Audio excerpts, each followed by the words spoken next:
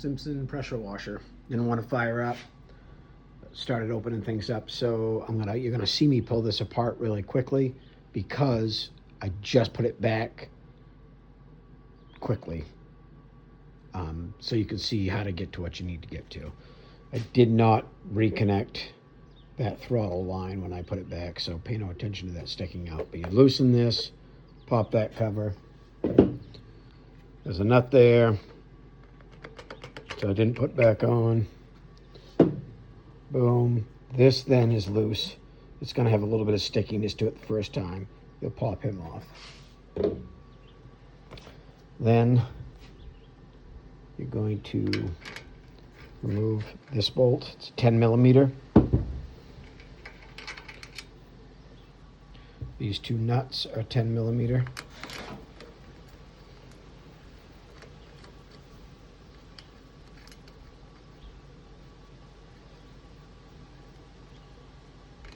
I say that.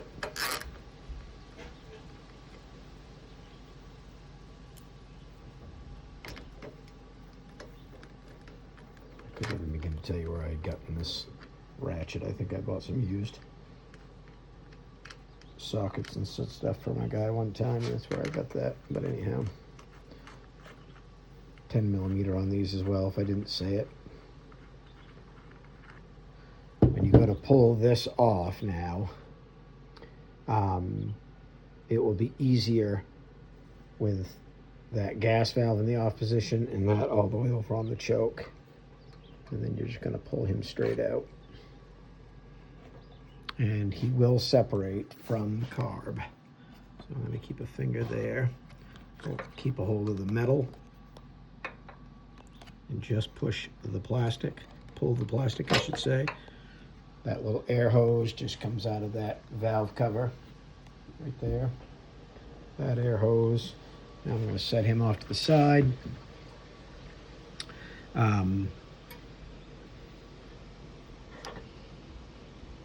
Now, do you think I can remember where that was?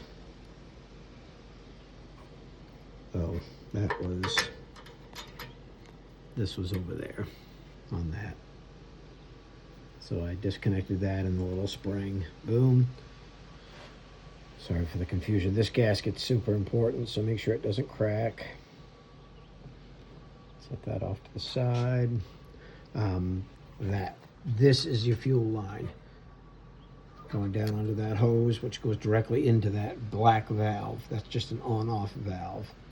I had to pull this up. My tank was full, so I had to empty the whole thing, of course.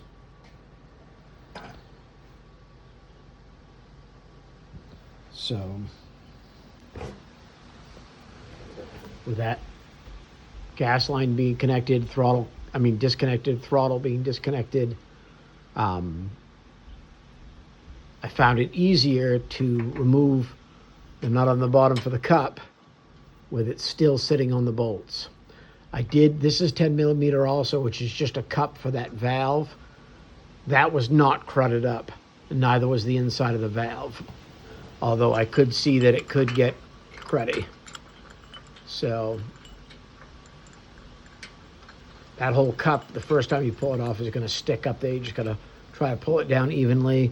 It was, and I have cleaned it, but that was very gelled up from the junk they put in the gas, the ethanol. And then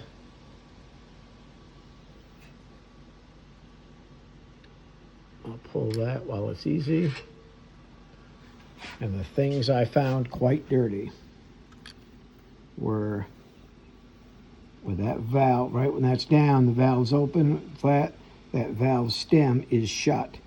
So this pin pulls out, there's nothing locking it in, and then you can pull that float, and that pin comes with it.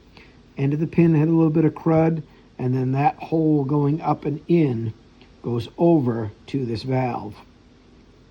So one good thing about pulling this cup was when I sprayed my carb cleaner in there, I could see it coming out. I knew I had it clear. And I cleaned that all up. And then the line going in, you can't quite see it, but in the center, down deep in there, is a straight blade, hollow screw. And that's where your gas gets sucked up into the carburetor. that thing was plugged solid. So I had to pull that little orifice out of there with a straight blade screwdriver, and then I used a pin, literally, that my wife uses for sewing. And just made sure that when I had that all clear, that I could see that coming out of that copper tube when I would spray dead center. That means that's free. So more carb cleaner you get in places, the better, unless it's rubber. You kind of want to stay away from rubber pieces with a carb cleaner.